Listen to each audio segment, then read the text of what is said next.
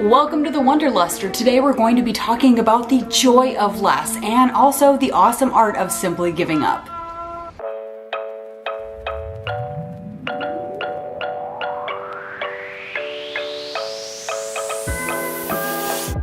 Welcome back to the Wanderluster, where each week we explore topics that will help spark your sense of adventure and live a life on your own terms. Today we're going to be talking about the joy of less. Yes, the joy of less, which is actually a counterintuitive thought process that most Americans don't pursue, but I've been really interested in the idea of less lately. This all started with a blogger that I read known as the Happy Philosopher, and on his blog he discusses the topic of gators and kittens. Gators and kittens seems kind of weird, right? But if you think about the messages we get on a daily basis, we are told again and again that we need to pursue more, always more. The next product, the next thing, the next book, the next piece of clothing, the next job, the next place, the next thing that we acquire, that we pursue, that we get, that we are given, that we are told is going to be what finally makes us happy. We're told that the next thing and acquiring more of it will lead to happiness. So we end up acquiring all these fuzzy warm things.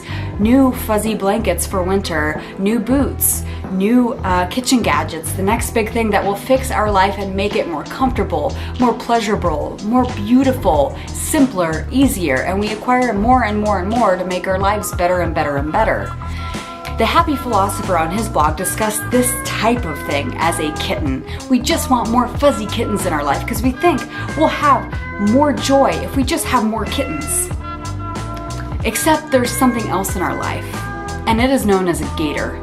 And it is the one thing or several things in our lives that is kind of big and lurking in the corner that we don't pay a lot of attention to because we're always pursuing these kittens. But this gator is really dangerous, and it doesn't matter how many kittens we have. If we have one gator in our life, we should probably pay attention to the gator. Now, the Happy Philosopher talks about this concept, a gator being something in your life like a dead-end job, a toxic relationship, being overcommitted with your social activities, or things after work that are draining you instead of filling you up. And it really doesn't matter how many kittens you have in your life, how many new toys, pieces of clothing, facial creams that will get rid of your wrinkles, whatever you're pursuing, the warm fuzzies.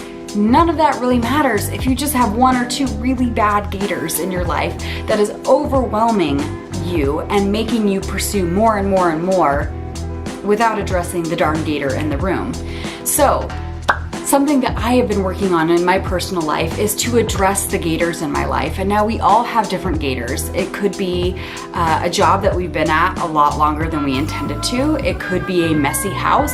It could be a toxic relationship with a family member that we simply need to cut back on in our lives.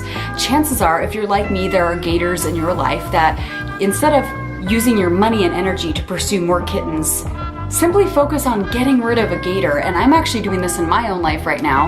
I'm doing a 30-day minimalist challenge, which I'm getting ready to wrap, and I cannot wait to upload to this channel. And I noticed one of my biggest gators in my life, the big scary monster in the corner that was overwhelming all the good things in my life, was my clutter. I would open a drawer and there was more crap there. I would open my office and there was just so much stuff.